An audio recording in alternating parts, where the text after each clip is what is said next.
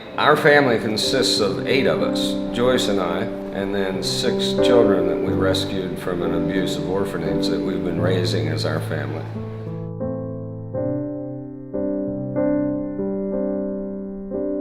Before the orphanage, it was my father, my mother, my grandmother. I had 3 sisters and me. I was the only boy. Everything we were an okay family.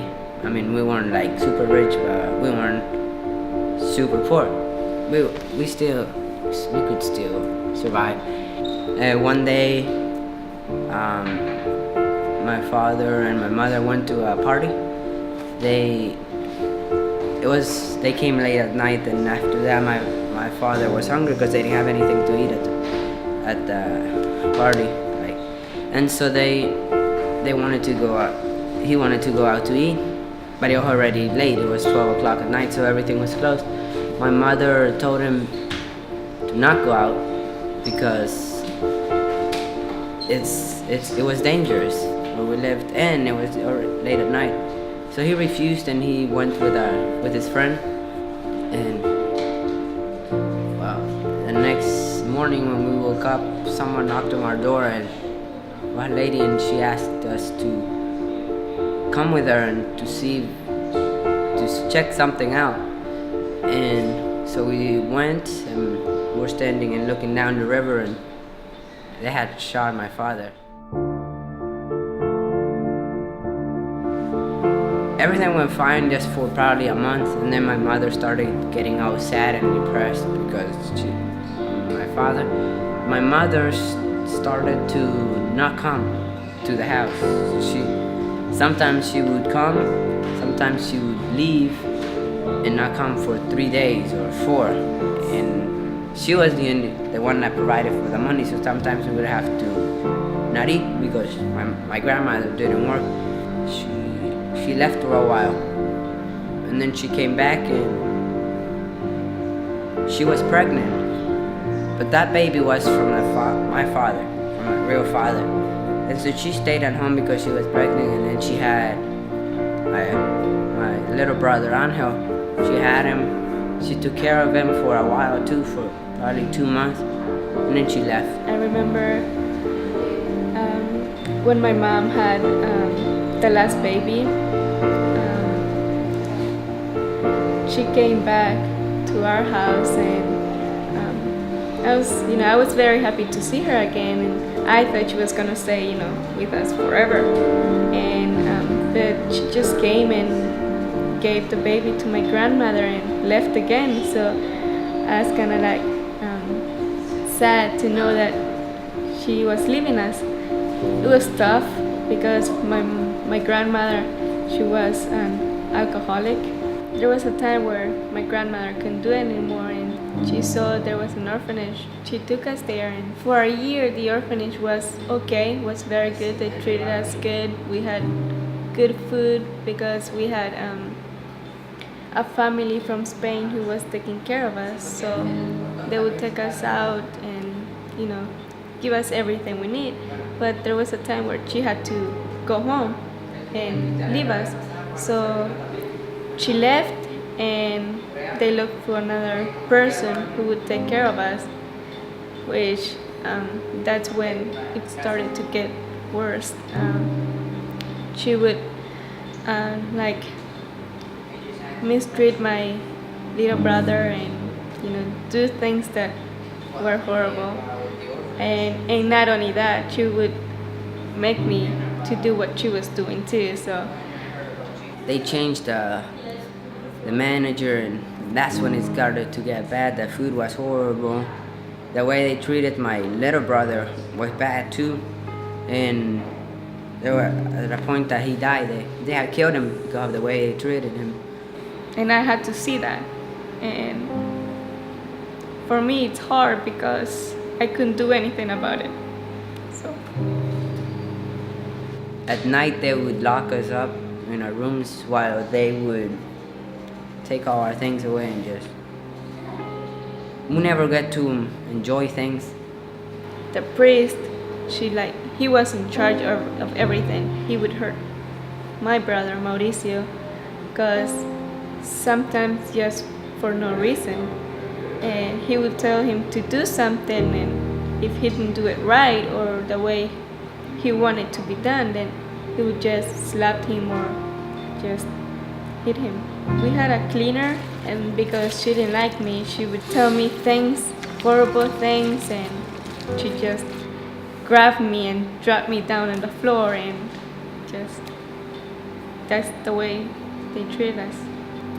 They told us to get ready to get a shower because there was a group coming, and we were very excited because we had never had anybody to come and visit us. The orphanage was behind a maybe 10-foot wall with a solid gate that was always locked, so you couldn't see in or see out. The conditions inside were almost indescribable, probably things you may not believe. They had no bedding, they had no sheets, they had no pillows.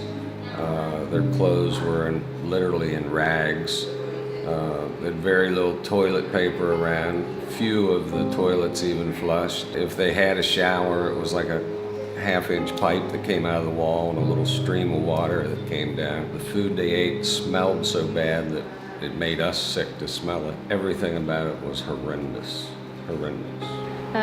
They came and they brought us backpack, and they brought us toys and clothes. We took bedding down, we took pillows down, we took clothing down, we took toys, school supplies. We'd come and buy pickup trucks full of food. But then when we would come back to visit, we'd find out they weren't getting any of those things. And also, children were turning up missing. When we first went, there were 17 of the children. By the time we got legal custody, there were only 10 left. And nobody knows what happened to the other 7. Nobody cared for us. That's what we thought. We went back every day and it got worse and worse. Part of it was you'd look in their eyes and it looked like it was just a dark abyss. Like there was nothing there, like it was just empty. Almost like their souls were empty because they were imprisoned in this place. They just looked almost like shells. I had never seen, a different kind of life. So I guess for me, in my mind, it was like, I have to live like this forever. The feeling and the despair was so obvious. Something more had to be done. There wasn't a question of just saying goodbye. It was, something's not right here. You've got to come back. There was a day where my dad came and said, do you want to go home with me? And I said, yes. And I said, well, the only way of me going home with you is taking my brothers. My brother doesn't mean just Mauricio and Angel, it means everybody. He told me to pray, and so I did. And so we started a legal battle that lasted 6 or 8 months of ups and downs. We enlisted help from a lot of different people in the city. Finally, Fiscalia decided that our allegations had enough merit that they would go check them out. We were watching TV that morning, and like around 10, we heard someone ring the bell, and it was them. The police and Fiscalia and lawyers, they came and checked the orphanage and our rooms and our clothes and our food. And then I saw Bob and Joyce, and when I saw them, just a big smile came on my face because I knew I didn't have to be there anymore. They rated it and they said, you have 20 minutes to get whatever you bought the kids and leave. You have 20 minutes to get them out of here. Joyce got on the back of the truck and holding our things. We left the orphanage. We didn't know where we were going. We just, we were happy we were out of there. And so we left and we got to a house. Then we started realizing we were out of the orphanage. Essentially, we ended up with 10 children. It was total chaos. They never had any discipline in their lives. They'd been abandoned, they'd been on the street, they'd been beaten and abused and molested. Our oldest girl, Fabiola, she was 11 and she weighed 25 pounds. So they were all full of parasites, worms, just really undernourished. Some of them had been starved so badly that they would sit at our table and take food off the plate and put it in their pocket because they weren't sure if they were going to get anything else to eat ever again. That was their lifestyle. When Baba and Joyce took us out of the orphanage, like every morning, we would do small Bible studies, and he would tell me stories from what he did in the past, like when he lived in Haiti and the miracles that happened there, and I love hearing those stories. And for me, I was like, I want to do the same thing too. And so I don't know, just that thought came in my head to accept Jesus, and like not everything was gonna be perfect, but it was gonna be better.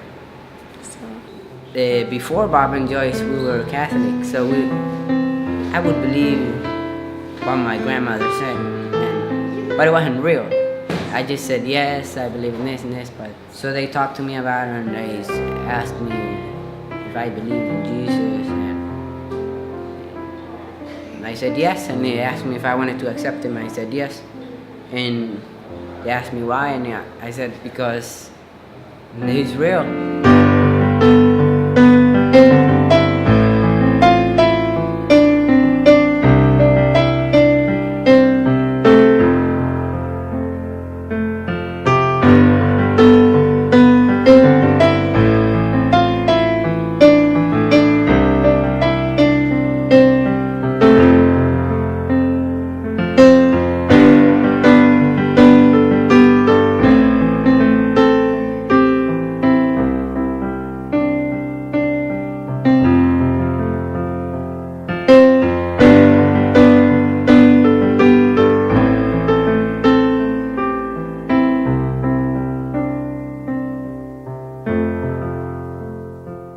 Without any question, we are sustained by God. Were it not for His presence in our lives and the strength of the Holy Spirit in our lives, we obviously wouldn't be able to do this. We're both in our 70s. It's not something that's typical, certainly not something that we had planned in our lives, but God has been with us every step of the way. He's the one that told us to come and do this. We're just doing what He told us to do. And when God gives you a task, He empowers you to carry it out. And Sure. He sustains us day in and day out. Sometimes it amazes us. We just keep going, and it has to be from Him. He has supplied so faithfully, even as thin as our finances have been sometimes. These children have never missed one meal in 5 years. They have had breakfast, lunch, and dinner from Him. We're just grateful. I don't know. I wish I knew how to say it better, but we're grateful. before I thought, none of this could happen, but now I see that God has a plan for everyone. I never thought I was gonna end up here with an amazing house, an amazing family, and it just for me it was like a dramatic change. Like I had a family, and then I ended up in an orphanage. My brother died, my mother left me, my dad died, and so that everything was in my head. But looking in the past, like I don't regret anything that happened, because I went through it and now I'm here. There is a purpose for everything that happens in your life, because in the orphanage I had the chance to escape from it, because sometimes they would allow us to go to some little stores and buy things for the manager, so I could just not come back and find something else. But maybe God never allowed me to think that way and escape for it, because He had a plan.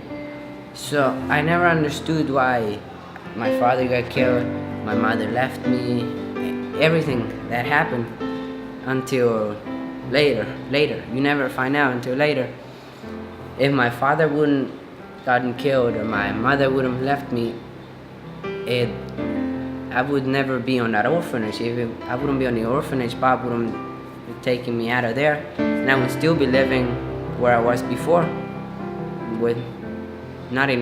Now I see that there was a plan for everything. I suffered through all of that, but there's something good after that. God didn't tell us what the end would be. He just told us what we should go do. I don't know, it's just like living in a paradise, I guess.